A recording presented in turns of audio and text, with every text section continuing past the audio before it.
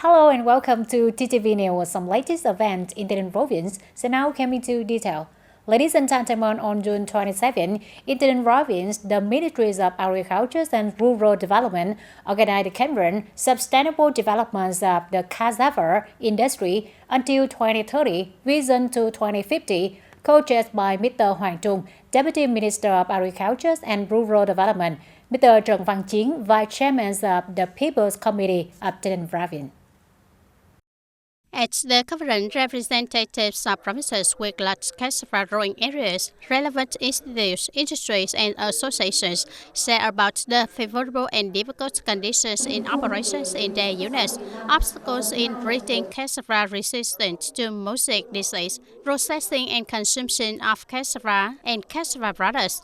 Speaking at the conference conclusion, Deputy Minister Hoàng Trung stated that to effectively implement the project, relevant agencies and localities need to develop mechanisms and policies to develop the cassava industry, planning for stable cassava raw material areas aside the Department of Crop Production to immediately develop a communication plan to change thinking and recognize that cassava contributes to the economy, communicate content and solutions to develop the cassava industry, recite our reviewing and guiding localities on development and investment policies. In the cassava industry, it is recommended that the plant rotation department coordinates with relevant units to study and correct the process to suit reality, ensuring effective prevention of cassava leaf mosaic disease. Encourage businesses to soon apply circular processing technology, taking advantage of own byproducts in cassava processing to increase economic efficiency and protect the environment.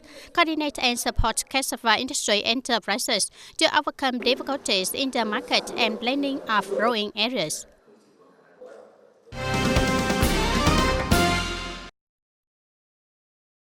Vietnam's economic growth is expected to reach nearly 6% in 2024, supported by strong international demand, stable foreign investment, and regulatory policies. The International Monetary Fund (IMF) yesterday made this forecast. According to IMF forecast, this year growth has increased from 5% last year, thanks to a recovering export sector, strong foreign direct investment, and supportive policies. The IMF affirms that Vietnam's economic recovery will begin at the end of 2023, until inflation increased in the first quarter of 2024, mainly due to increased food prices. Core inflation still remains relatively low and stable. However, the IMF still warns of risk, saying that export, the main driving force of the economy, could be weaker if global growth is not as expected and persists global geopolitical tensions or increased trade disputes. In the first 6 months of 2024, export turnover in the province has tended to increase, reaching $3.2 billion, an increase of more than 12% over the same period in 2023. Some key export products crops of the province increased in the first 6 months of this year, such as textiles and garments increased by nearly 15%, plastic raw materials increased by over 95%, other machinery, equipment and tools increased by more than 18%. From the beginning of the year until now, the province has effectively implemented programs and plans to stabilize the market and promote trade. Closely monitoring the market situation, the supply of goods is guaranteed. Goods distribution businesses offer many promotions and discounts to stimulate consumer demand. Besides, after the impact of the COVID-19 pandemic, the recovery and development of the economy and diversification of consumer markets have created many products and expanded trade relations with other countries. This is the main reason why the province export turnover has continuously increased. Continue with other information, ladies and gentlemen. In the first 6 months, the Industrial Production Index in the province increased by 13.5%, of which the processing and manufacturing industry increased by 13.8%. The production and distributions of electricity, gas, hot water, steam, and air conditioner increased by 8%. Water supply sector, waste and wastewater management and treatment activities increased by 10%. Mining industry decreased by 13%. Mostly, industrial products mainly increased output, of which some products had high increases such as flour, on-case subclose, Poland clinker, and commercial electricity. The Provincial Bills Committee has approved the investment policy up to project of 500 kV TayNinhTV transformer station and connection lines. The 220 kV, 500 kV TayNinhTV Phước Đông substation line is implemented by the National Power Transmission Corporation. As of June 1st, 2024, the electricity industry has provided nearly 2,662 million kilowatt per hour of electricity, ensuring enough electricity to serve production and daily life.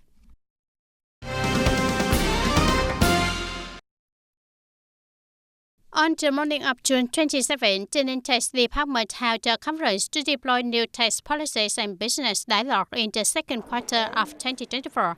At the conference, businesses were informed by tax officials about a number of new tax policies, as well as referential policies issued by the National Assembly and the government. Specifically, Decree number 64 on extending the deadline for paying value-added tax, corporate income tax, personal income tax, and land rents during 2024. Decree number 63 on extension of special consumption tax payment deadline for domestically produced and assembled broadcasts. At the same time, note a number of issues such as the new content of Land Law 2024 will take effect from January 1st, 2025. One is of management and use of electronic invoice, deadline for submitting tax finalization documents in 2023. The Tax Department has also listened to and adopted opinions and contributions from businesses to complete the tax policy mechanisms and tax management, administrative procedures in the tax field, and perfecting the working style, spirit, and attitude of tax officials.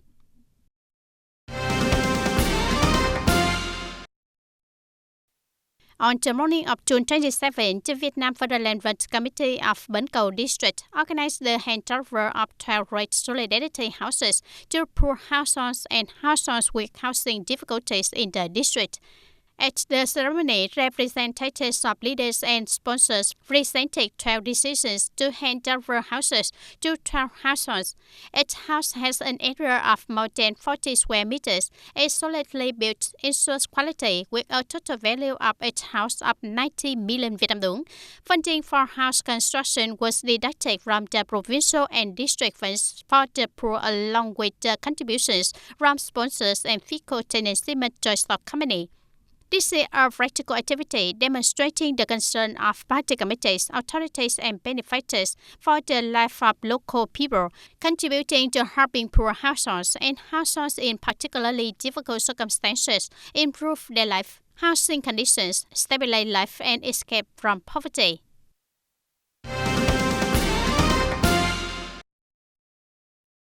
Accordingly, the Customs Force coordinates closely with the border guard in controlling import, export, and immigration at borders. In accordance with the site coordination plan, thanks to that, the situation of import, export, immigration of goods, people, and means of transport through borders is strictly controlled, avoiding hotspots in the management area.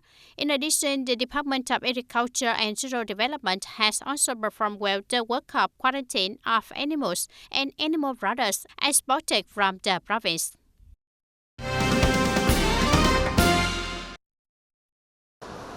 In the latest economic updates report on Vietnam, Standard Chartered Bank forecasts that Vietnam's GDP growth in the second quarter only reached 5.3%, lower than the first quarter, while inflation is forecasted to increase to 4.5%. Economic experts from this agency assess that although growth in the second quarter is likely to slow down, Vietnam still maintains a very positive recovery momentum. The economy may still face challenges in the third quarter. In the context of rising pressure, exchange rates, and declining demand globally, retail sales growth is forecasted to decrease to 8.2%. Export growth will decrease to 14.2% over the same period in June. Ladies and gentlemen, a strong inner policy is necessary to concretize the viewpoints that investment in the environment is investment in sustainable development and to achieve the green goal of economies in the future.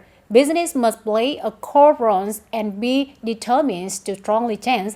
These are notable contents at the 2024 forum. Managers, journalists, business with natural resources and environment with the theme Green Economy Responsibilities of Producers taking place in Hanoi on June 27.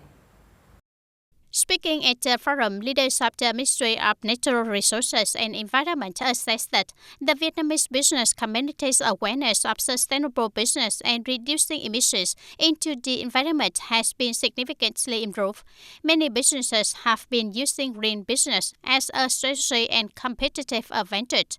Many economic groups and large businesses have also quickly stepped in, promoting green transformation to respond to climate change and develop a low-carbon economy towards the net zero goal. In fact, with global trade standards increasingly emphasizing environmental factors and sustainable development, the transition to a green economy is not only a responsibility but also an opportunity for Vietnamese businesses.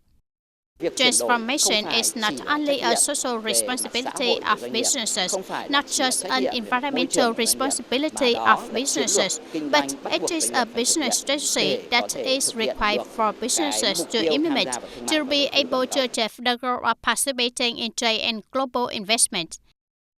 In Vietnam, the Law on Environmental Protection 2020 stipulates that manufacturers and importers must take responsibility for collecting and recycling discarded products and packaging. Taking effect from the beginning of this year, this responsibility is being gradually implemented by businesses to limit large waste generation and implement a circular economy. We are very happy that from January 1st, 2024, the manufacturer's expansion policy will officially be issued. Through that, I see the green shift in the market very clearly.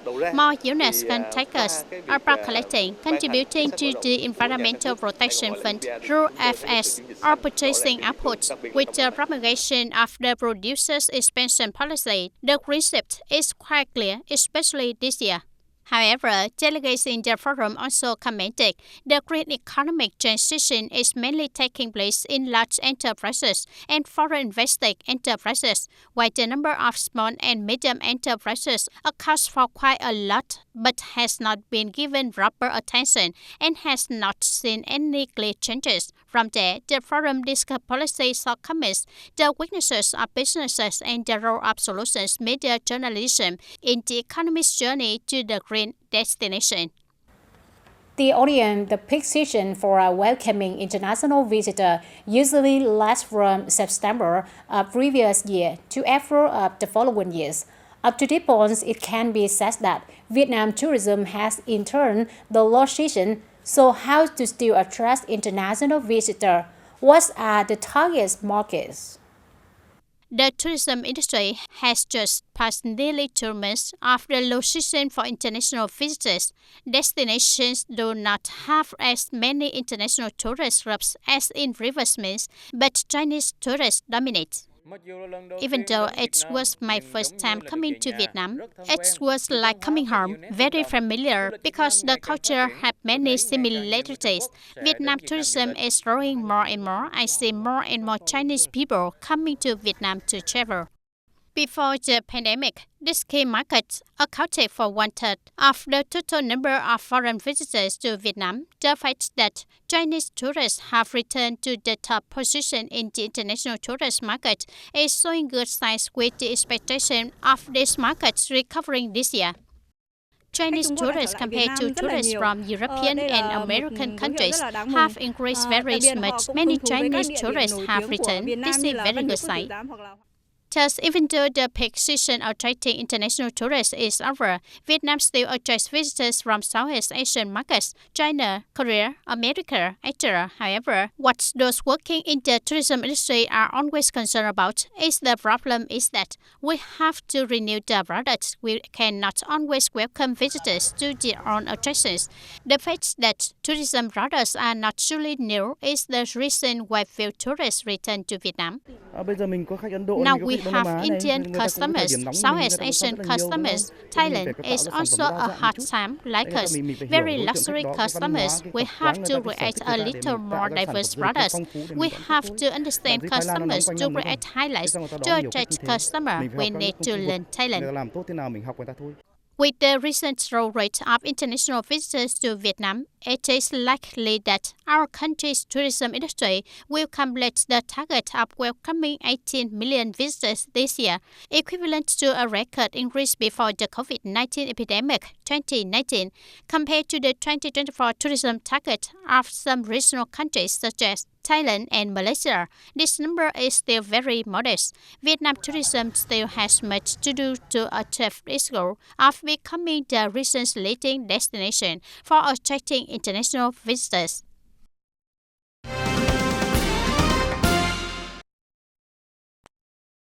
This year, Tân Yên early lychee is consumed favorably in both domestic and foreign markets, with a total output of nearly 15,000 tons. Nearly 11,000 tons are exported to China, Australia, Japan, and the United States markets, while about 4,000 tons are consumed domestically.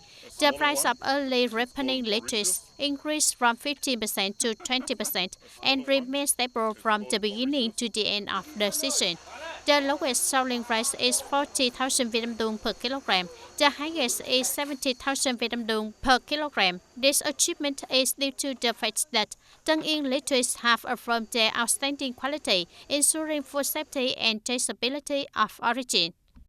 Bắc Giang lychees are number one in Vietnam and number one in the world for lychees, with thick pulp, small size, sweet taste, and beautiful shape. However, during the export process, it is necessary to manage the refrigeration system plus the packaging from which this lychee is transported to the US or Europe, anywhere. The important thing is that we must manage the refrigeration system plus the packaging and must have a Vietnamese brand.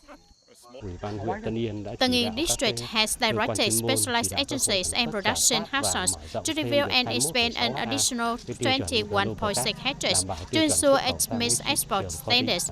In the difficult market, the product value of this year's lychee is very exciting, and farmers harvest with a very happy and excited mentality.